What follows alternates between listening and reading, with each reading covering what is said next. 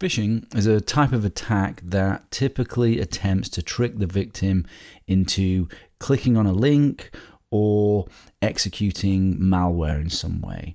It can be an attempt to compromise a device, to steal sensitive information, passwords, usernames, PINs, credit card numbers, as well as try to gain access to online accounts. Pretty much all of the things you don't want to happen can happen through phishing attacks. And phishing is one of the most successful and common types of attacks because it is easy to perform, cheap to set up, and it yields good returns for the attackers. So you really have to watch for it. In working for big corporations, even with repeated security training to wise people up, no matter what the company I've consulted to, about 30% or so of people continue to be fooled and click on things that they shouldn't. And funnily enough, some countries are worse clickers and some are better clickers on a consistent basis.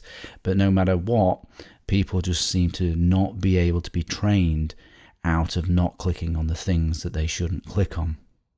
Phishing is typically carried out by sending fake emails or instant messages as well that direct the victim to a fake site that often resembles the legitimate site. It is a form of social engineering, or in other words, it's an attack against human weaknesses, and it relies also on the lack of defenses that web technologies inherently have in order to do the attack. So, for example, email does not authenticate or digitally sign the sender, so there's no guarantee of who it's come from. If there was, then this problem would be reduced.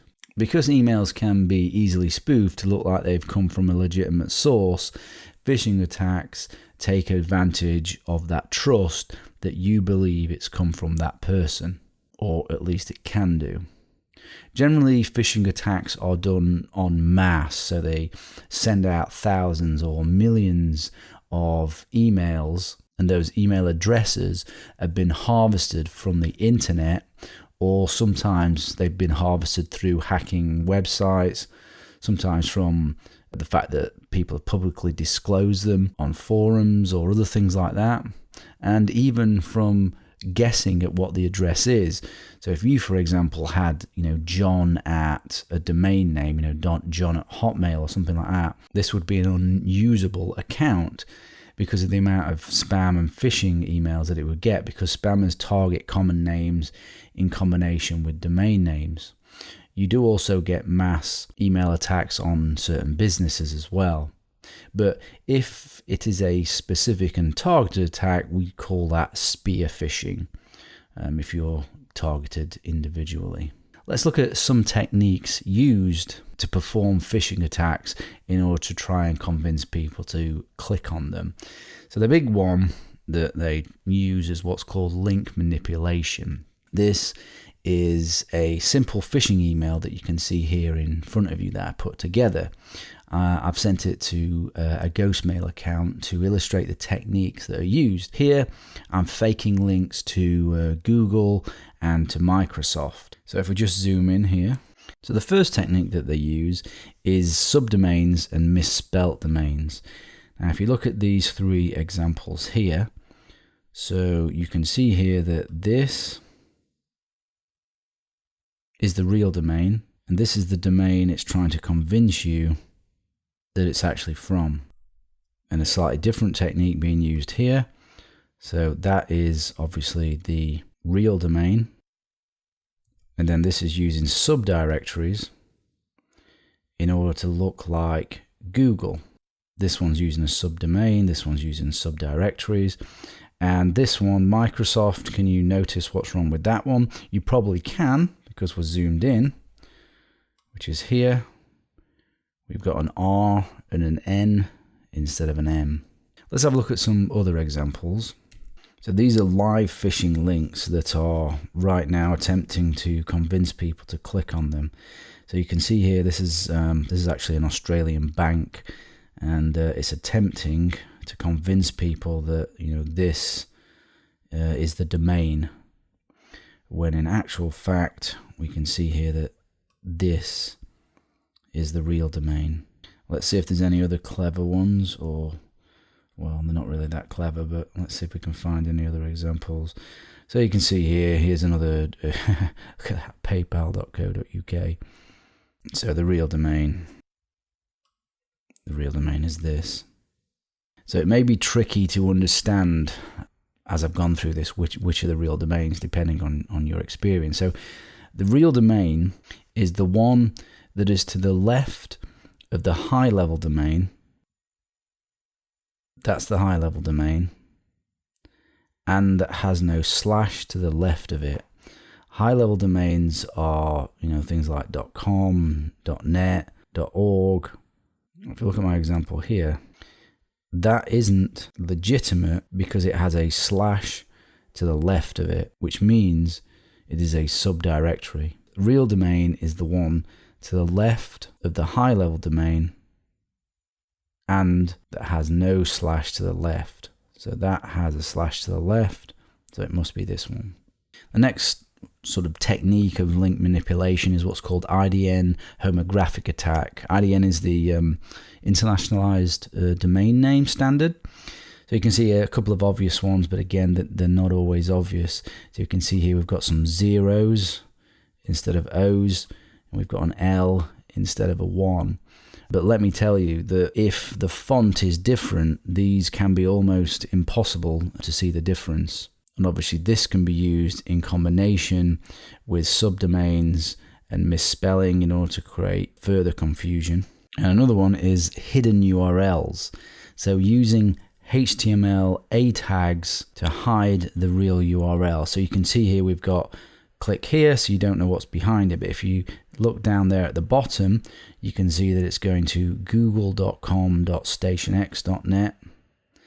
And this one we can see is actually going to google.com.stationx.net. So not at all going to where it alleges to go to. So I click there, you see, don't go to Google at all. Obviously this could have been, an attack site. So the way these work, these hidden URLs, is essentially it's just HTML. It's really, really not complicated at all. So you can see here these, this is the raw HTML here that has created these links that I sent in the email. Email is made up of HTML nowadays anyway. It's text and HTML, and the email clients render the HTML just like browsers render HTML. So you can see here what I have is I've represented google.com as what you can see in the email, but actually the real link is here. And of course, if we use all of these in combination, this is why people click on the links, because they can be fooled. It's easy to see why people get fooled. I mean, there's all sorts of nonsense in here that your lay person is just not going to understand, and they are going to click on them. Now, if we go back to the email, if we hover over the email, we can right click and copy link location. Now, depending on your browser, that may reveal the correct URL, but not always. JavaScript could hide the link depending on your email client. And also, as I showed here, you can hover over and you can see in the bottom left the real domain. That isn't always going to be the case either. Depending on your email client and JavaScript, that may also be faked as well. So it is pretty tricky. You can look at the HTML, like here. Some email clients will allow you to see the raw HTML, and then you can go through and see what's there, but some won't. I mean, this Ghostmail, for example, does not let me look at the raw email, so I have to hover over it to see where it is going to take me to. Good providers, and this can be both a good and a bad thing, will notice these types of things and will change them. So Thunderbird, for example, these wouldn't come through like this. It would change them so that you can actually see where it's going to. But that defense mechanism could be bypassed as well. So, so it's not foolproof, but Ghostmail in this example was able to receive these and make them look like this without me going to much effort to try to bypass any phishing protection that it has. Other than URL manipulation, there's also covert URL redirects that use vulnerabilities such as cross-site scripting and cross-site request forgery, or they can be used in combination with URL manipulation. So it is possible that you might get sent a link to a real site, and the real site is being manipulated to attack you in some way. So the attacker can or possibly has found a flaw in the real site and is using a technique like open redirect, or as I've just mentioned, the cross-site scripting and the cross-site request forgery vulnerabilities in order to attack you. So this has happened to PayPal and many others. So let me give you an example, because this, obviously won't be clear, of a reflected cross-site scripting vulnerability that could be used in a phishing attack. So imagine you've been, sent a link via whatever means. Now, this was actually a cross-site scripting vulnerability that I found in a forum application, so I'm just using it as an example. So this is an example of the URL. You then click on this URL. This takes you to the website, and then because I've inserted into that URL a special script, when you enter your username and password, I'm able to steal your username and password. Now, if you look here, this is the crucial bit of code. So I've inserted my own little bit of code here. This is the reflected cross-site scripting vulnerability. That site should not let me put in my own scripts into URLs and process it, because what that means is that I am then able to act as that website under the security context of that website, which means I then have access to your cookies, and of course I can manipulate the web page so that that it's not the right login screen and it's actually a fake login screen that I've presented. And that's actually what I did with this particular vulnerability, to demonstrate it to the people that own the application so that they could fix it. So that was the actual URL vulnerability. And if you look here, there I'm inserting in a special, what's called an iframe, in order to put up a fake login screen and able to take the usernames and passwords.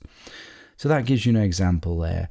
If there's vulnerabilities in the website, these cross-site scripting vulnerabilities, these open redirects, then the phishing attacks can be even worse.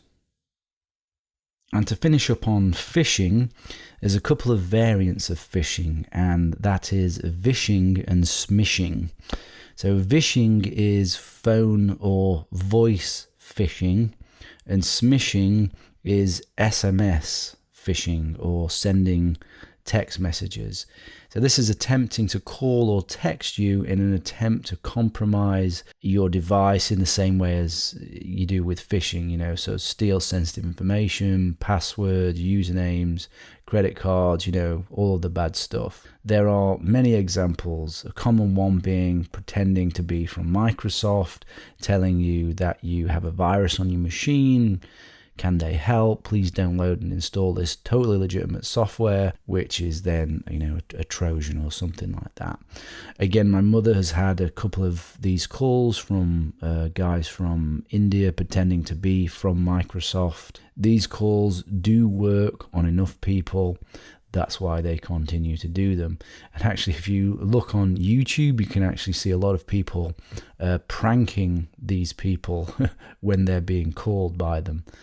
So those are quite funny to watch. So Vishing is phone-based cons, SMShing is text-based cons. And that's phishing.